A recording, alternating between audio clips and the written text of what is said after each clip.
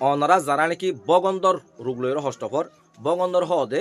ফাইখানা রাস্তার মুখের মধ্যে ফুরার মতো হদুন গা উড়ে ফুরার মতো জিনিস উড়ে হিন দাসে ফুস গলি গলি গলি গলি তাকে হিন দাসে কেলাম বলে হতদিন গম থাকে আবার হতদিন ফুস গলে এ ধরনের জিনিস ক্যাঁচা হয়ে থাকে হনমতো গম ন হিন হইতে পারে ফুস হইতে হইতে ভিতরে মিকা নালর মতো হয়ে যাত পারে